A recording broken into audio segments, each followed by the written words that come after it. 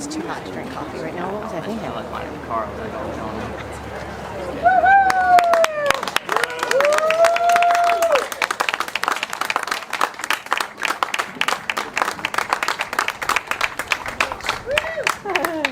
no. Sorry, guys.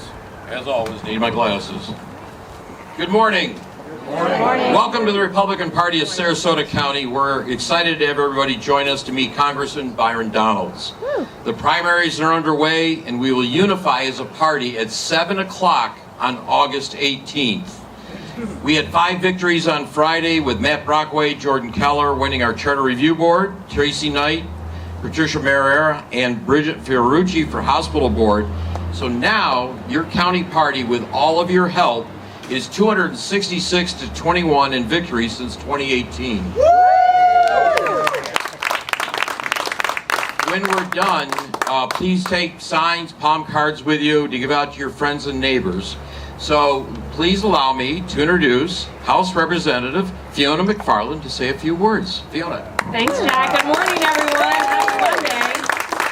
So last week on Friday was qualifying for us, which is why Jack is announcing all this great information. And I love that in Sarasota, Democrats didn't even bother to show up. They didn't even play to win. Here we are. We've got this, guys. I'm so proud that on a Monday morning with very little notice, Sarasota can turn out for our next governor, Byron Donalds. Yes. I'll talk about myself for 5 seconds because I do need your help. I drew a Democratic opponent. We know this story. You guys helped me flip this seat from blue to red in 2020, and we haven't looked back. I'm not super nervous about it, but you know, we always play like we're down. Yes. And so we'll do that. I'll ask for your help, but I'm not going to talk to you about my race until after we get through this primary. Right? You don't have to worry about me until the fall. We have some primary races that we need to take very good care of on our school board. Yes. But you guys know that deal.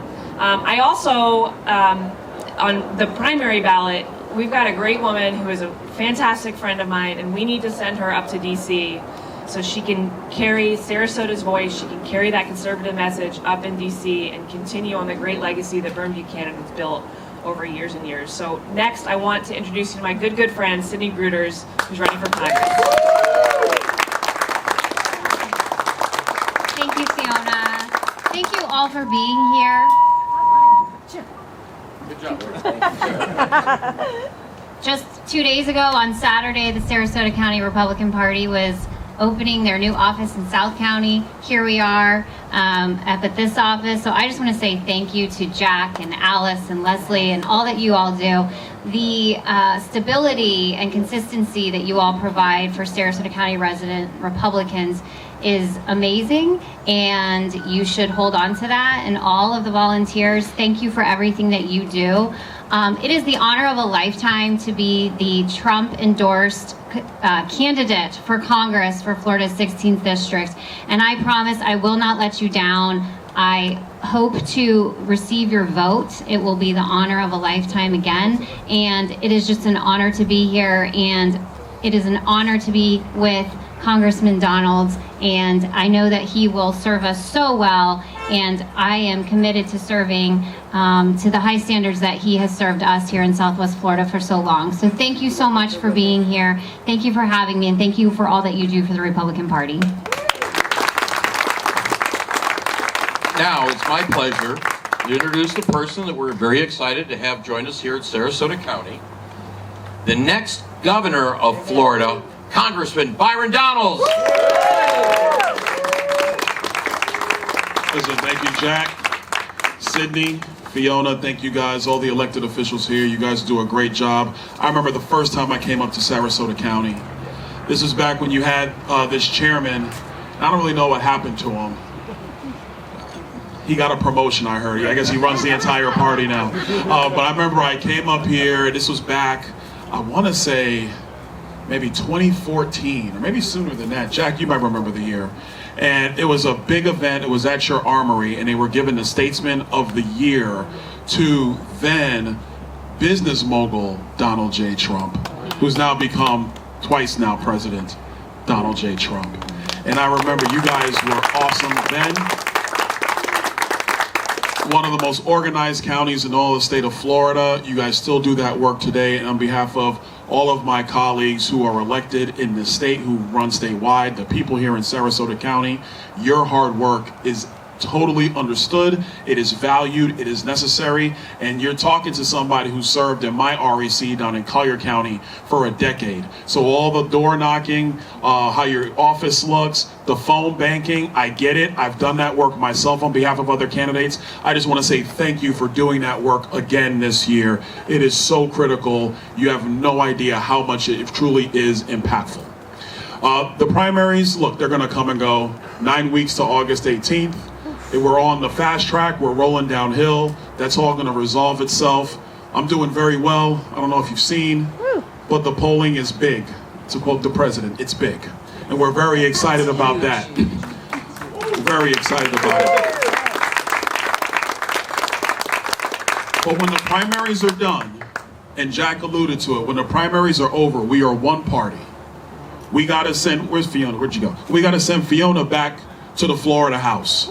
We need her back, which means we're gonna have to fight hard and make sure we get out for her. Sydney, you gotta get to Congress. We gotta get out there and make sure that she has the votes that she needs to win this November. Listen, we've grown to become accustomed to being a very red state, and that's an awesome thing. All due to the credit of Governor DeSantis and his leadership, our friends in Tallahassee and the legislature, their leadership, and all of you doing the hard work on the ground. That's how we got here. But let me just tell you something. The Democrats are back. They're gonna fight hard. They think they got a chance. I think that's foolish, but they think they got a chance. What we have to do is stay focused on the mission at hand. It is door to door. It is inch by inch. It's phone call to phone call. It's reminding the people of Sarasota County that the reason that they've enjoyed the beauty and the dream that is Florida is because of common sense conservative leadership. And as your next governor, that common sense conservative leadership will remain as the fundamental foundation for the future of our state. I'm gonna deviate a little bit. If anybody has any questions, I'd love to answer them. We'll take a couple, open up the floor. Anybody? Yes, sir. I have a $500 check for you, but you only get it if you can find 2 other people to match it. Ron, I don't know if you know about me. I'll find 2 people. Oh, you want me to do an auction right now? We got $100. No, I'm just playing. Aaron Bean taught me how to auction. I figured it out watching him. So I figured it out. We will circle back and we'll take care of that. Anybody else? Yes, ma'am. I'm a current Sarasota County School Board member. That's right.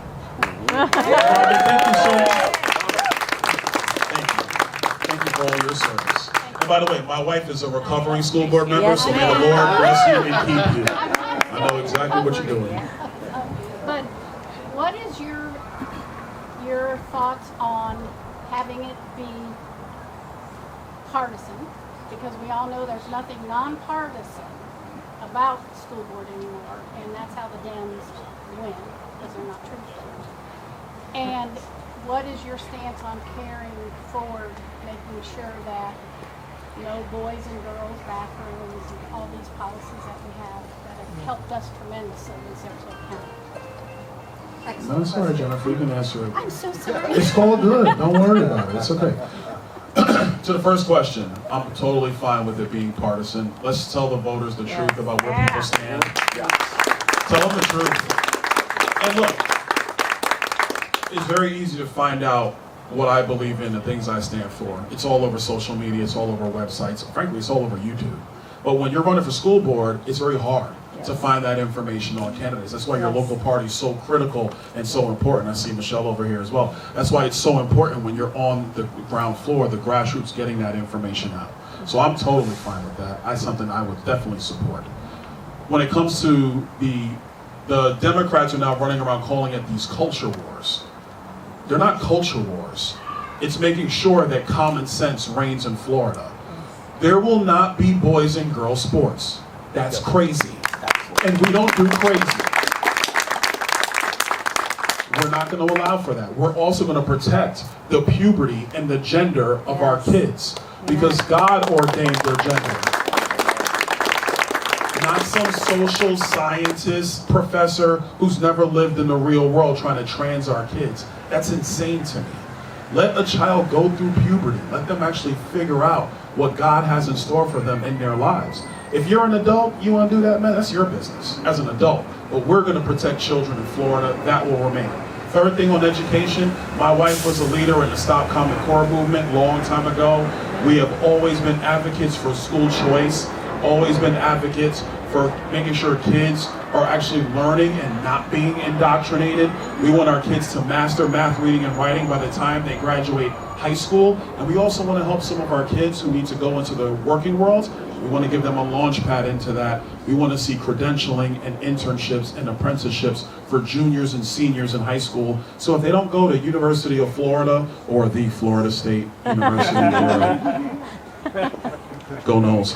But if they don't go there, we want them to be able to walk right into a career. And I'll tell you this, having traveled the state enough, frankly traveled the country enough, a lot of our business owners, our small business owners, they didn't graduate college.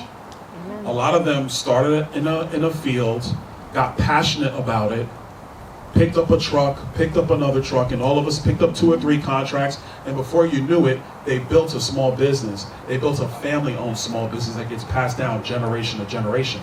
That's part of the American dream. We want our young people to take advantage of that. Well, thank you. I'm a retired educator, so we're speaking the same. Thank you. I got a question. Yes, sir. Hi.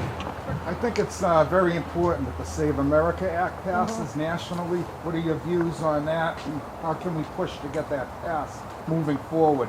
One, I totally agree. The Save America Act needs to pass and pass now. The problem, we passed it out of the House. I voted for it. My friend Chip Roy out of Texas, he was the sponsor. I was one of the early co-sponsors of that legislation. Makes total sense. The Senate.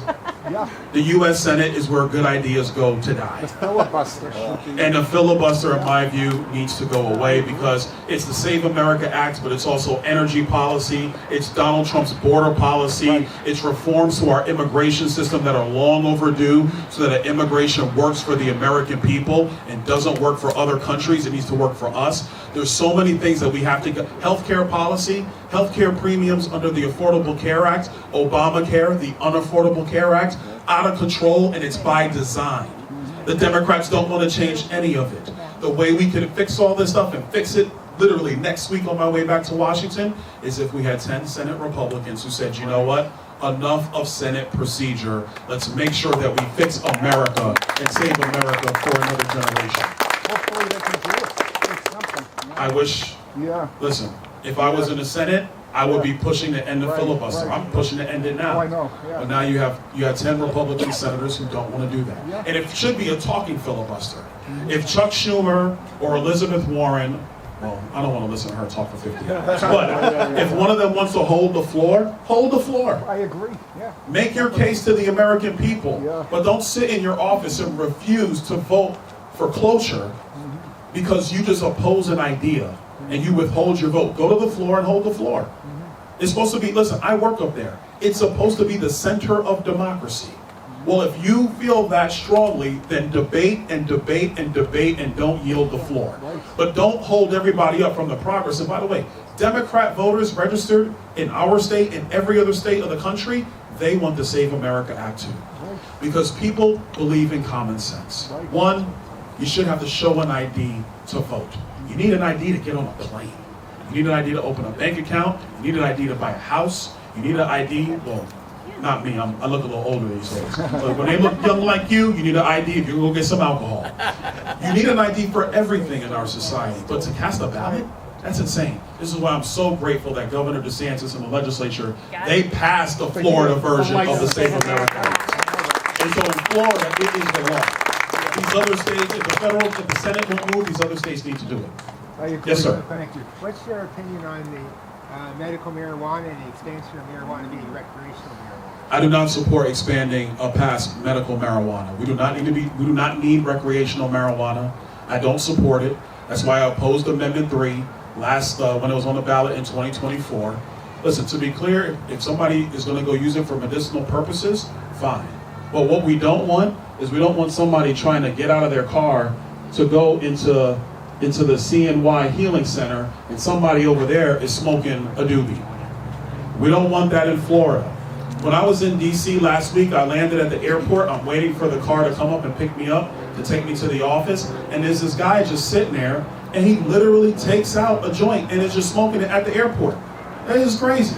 That's what they allow in Washington, D.C. We're not going to let that happen here in Florida. Yes, ma'am. We needed them 50 years ago in the United States of America. One of the reasons why we can't get common sense stuff like the Save America Act passed is because we have politicians who've been in D.C. for far too long. They need to go home and let other people come in. Listen, when I ran for Congress in 2020, I totally agree. When I ran for Congress in 2020, I told my district down in Southwest Florida, I said, you're going to get 10 years out of me max, and then I'm leaving, and it's going to be time for somebody else. Well, they got 6 years out of me, and it was great 6 years because we represent a great part of the state of Florida, and we brought those conservative values to Washington, D.C. But it's time for somebody else now to take up the reins. I get asked because of what's happening. I'm a member of House Freedom Caucus. So myself, Chip Roy, Andy Biggs, Tom Tiffany, there's so many of us who had, Ralph Norman, who was running for governor in South Carolina, there's so many of us who were leaving either to run for governor or run for Senate. Chip was running for attorney general. And a reporter asked me, they're like, well, what does this mean for House Freedom Caucus that so many of the leaders are leaving? And I said, it's okay. Before I got there, you had Raul Labrador, you had Mark Meadows, you had some real champions and thought leaders for conservatism in this country. I'm here today, I'm leaving. You know who we have now? My friend Brandon Gill out of Texas. Amazing, rock star. You have Eric Burleson, Missouri, amazing. Josh Burkeen, Oklahoma, amazing. There are conservative people who are now freshmen in Congress now who will rise up and they'll be the new thought leaders on Capitol Hill to make sure that we uphold conservatism. Term limits is essential. Yes. I'm gonna be real specific to you. If there weren't term limits in Florida, I wouldn't be standing here today. Exactly. My predecessor was Matt Hudson, who represented my Florida House district when I was in the Florida House. If there were no term limits in Florida, I wouldn't be here. I'll tell you this: if there were no term limits in Florida, our current governor wouldn't be governor. That's a fact. Because you would have had a lingering administration that just kept rolling, and then the clock isn't allowed to reset. Term limits have been great for Florida. They are essential for a revitalization in America. Yes, sir. I just want to make sure you're No, I got you. Real quick, I agree with you on the marijuana side, so I appreciate that. You talked about like debating on the floor. Like, how do you feel? I wish we could hear more debates at the Sunshine Showdown. So, like, how do you feel about that? Like, your thoughts on it? Would you like to debate? So, first of all, would love to. Good. But the state party was very clear. They put out criteria. By the way, every candidate was told the criteria. I know people are saying that nobody knew. That's not true. Okay. They were all told. They were all told they had to meet it. They didn't do it. So look, I'm a conservative. We believe in competition. If you're going to essentially be on the stage, you got to earn it. And if you can't earn it, then everybody who qualified for governor should be on the stage. Why are we picking and choosing because of what the press says? Shouldn't do that. So my position is, if these campaigns actually demonstrate themselves to be viable campaigns that can win in August and in November, then let's do it. But if you're not viable, and let's just be very clear, I'm going to be very specific on this one. 23.5 million people in our state, 7 media markets. It is expensive to run a statewide campaign. It is expensive to have name ID. You have to earn it and have it and build it all across the state of Florida. So if you just want to have a show that only helps the Democrats, I mean, I'm not in the business of helping Democrats win. Last thing I'll say on it. Again, I believe you should have to demonstrate that you're viable if you're going to be on that stage. If not, then what we're talking about now is charity. That would be as if, when I was in business and I was trying to get a client to come and join me, I don't go tell my rivals, hey, do you want an interview with this prospect I got? We don't do that in business. We don't say, hey, I'm about to interview. Let me put it this way: we're interviewing for a job, right? Well, if I got a job interview, I'm not going to tell all of y'all I got the job interview. I'm trying to land the job. If you couldn't get the job interview, that's your fault. That's not my fault. So every campaign has a responsibility to make themselves viable. If a campaign doesn't help themselves get there, it's not my responsibility to help them. I take my message to the people of Florida. I've been campaigning whenever I've been home, because I obviously got to be in D.C. a lot. When I'm not in D.C., I'm home, campaigning somewhere in the state of Florida. That's what I'm going to continue to do. That's how we win in 9 weeks, and that's also how we win in November and keep Florida red. Last question. Yes, sir. Congressman, thank you for coming. The Democrats have made no secret of the fact they may try to do another shutdown at the end of September to try to screw things up. Is there anything the Congress can do, reconciliation 3.0 or something like that, to keep the government open?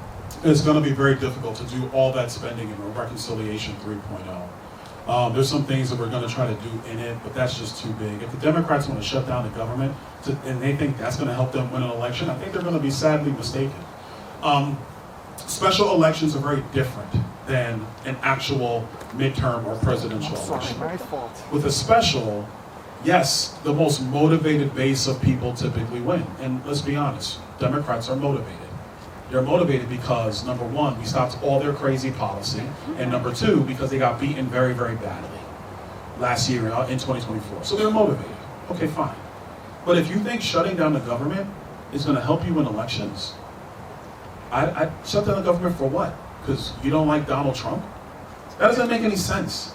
And right now what's happening with the Democrats, it's not even about policy anymore.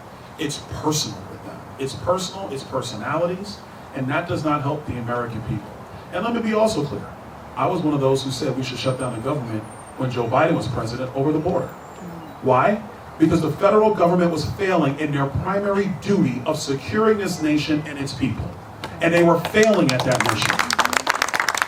And they failed at that mission on purpose. That was by design. So at that point, listen, if you can't do your job, you shouldn't get the money. Period. Very different situation right now. Donald Trump has fulfilled his oath to the Constitution. He is doing the job that he was elected to do. And the Democrats don't like it because we have common sense policy in America again. So if you're going to shut down the government over that, I just can't help you. But it's our responsibility to make that case around the country. Last thing I'm going to say, and then I'm going to turn it back. This election, this November, is serious. Let me put up in front of you what you're going to see. The Democrats have learned something in gubernatorial elections. What they've learned is that if they run milquetoast, lame, and boring, it can win. Katie Hobbs was the prototype in the state of Arizona. Y'all remember her? She's the one that didn't debate Carrie Lake. Katie Hobbs didn't do anything, didn't say anything, did no interviews, did no meetings like this. She literally just sat there and she won. Abigail Spanberger, Virginia, did the same thing. Barely did anything, any campaigning, didn't talk to people, just wore a white suit with a grin, and she won. But what do they both have in common? They came into states that were run by a Republican, and on day one, they started tearing apart every good piece of policy that Glenn Youngkin did, and I think it was Governor Ducey in Arizona did. They started ripping up every piece of it. They didn't tell the voters what they were going to do. They didn't say that they were going to be radicals. They governed as these moderates. Very nice. I smile. Don't you like me? I like you. You just want peace and unity, and everything will be fine. Because if, Jennifer, if we just treat each other with respect, it'll all be okay. Don't you agree? I agree. And then they get into office, and they're radicals. Folks, David Jolly and Gwen Graham, that's the campaign they're running. It is I'm very nice. My father, God rest his soul, and honestly, God rest his soul. This is not about Bob Graham. Because by all accounts, he was a true gentleman. And I respect that, and I respect his service to this state. But what they're doing is they're saying, my father was a gentleman, and I like people. And it's very soft, it's very calm.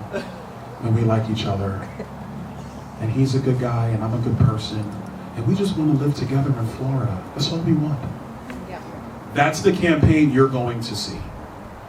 If we are not focused on the mission as Republicans, as conservatives, as America Firsters, that is how you lose the great state of Florida. We have to be focused, we have to be one party, because that's the campaign they're going to run. And our campaign is going to be, we are the best state in America. There's a reason why people come to our state. The way of life that has become Florida, that has built the Florida dream, is going to remain for all of us. That's the mission, that's the goal. It's based on common sense, it's based on conservatism, it's based on law and order, it's based on ignoring the crazy of the Democrats and the Democrat socialists of America that truly run that party. We are going to be focused on making sure Florida remains the very best state in America. So if David tries to ask, well, Byron, we just want to change some things. Change what? We're number one. And when you're number one, you don't change what you've been doing, you keep it going. Amen. Thank you, Sarasota County. Thank you, guys. So we're going to have the congressman go inside in the lobby, and if anybody would like to do a picture, you've got a little bit of time, or ask a question, but come out under the tent, because we've been watching these clouds. Feels good. You can't go right here, so I can come up front in here. Thank you, everybody.